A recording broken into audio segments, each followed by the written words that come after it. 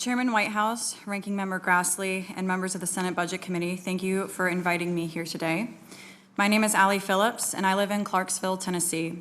My husband, Brian, works for a forklift company, and I run a small daycare out of our home. Together, we are raising Allie, my 6-year-old daughter. We are not a wealthy family. We work hard to pay our bills on time each month. I spent the first several years of Allie's life as a single mom, working 3 jobs while also finishing up my bachelor's degree. Brian, Allie, and I were so excited to learn that I was pregnant in the fall of 2022, and even more thrilled to find out that we were having a little girl, Miley Rose. Everything was going perfectly until the day of my routine anatomy scan.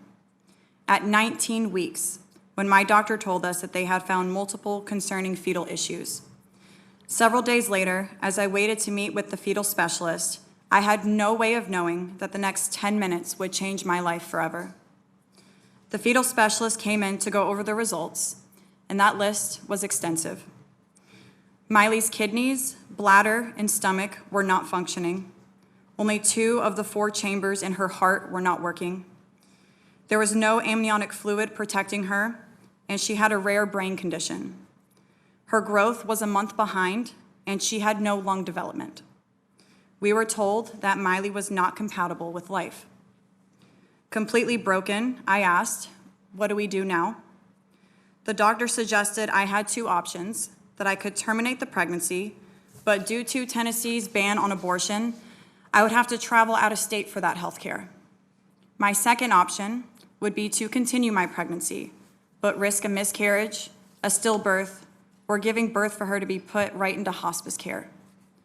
And then the doctor warned that the longer I stayed pregnant, the worse Miley's condition would get and the more at risk my health would become.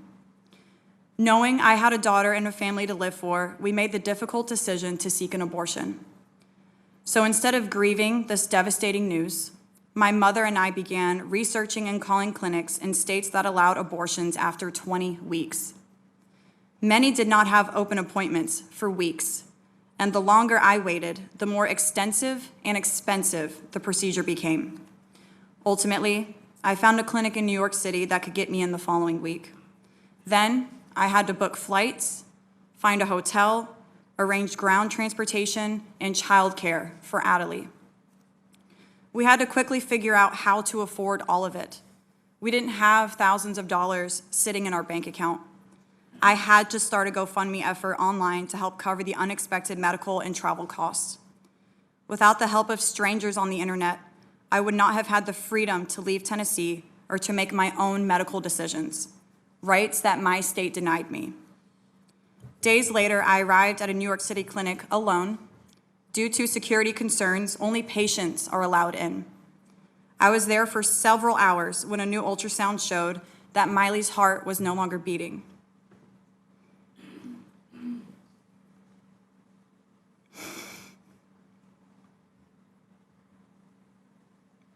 Sorry.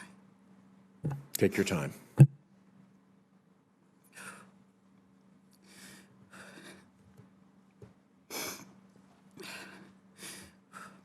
Distraught, I called Brian, my husband, to tell him over the phone that our much-wanted daughter was already gone and that the abortion scheduled for the following day would be done immediately.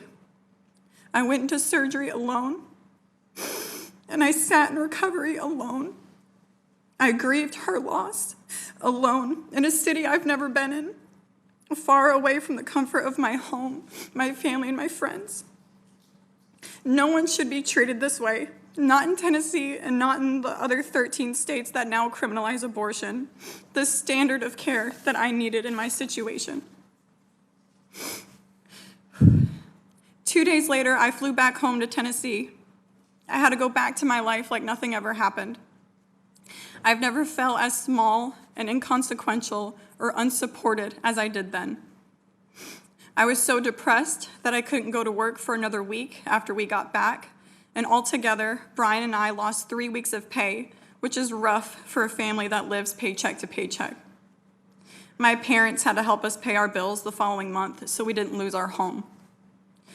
We want to have another child, but we're terrified because Tennessee still bans abortion and criminalizes doctors for providing essential health care for pregnant patients.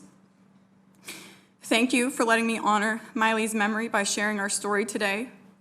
Millions of people live under these laws just like Tennessee's, and I know that I was lucky to get the care I needed, but no one should have to rely on luck to get essential health care. We must have a federal right to access the health care we need, no matter where we live or how much we earn. Thank you.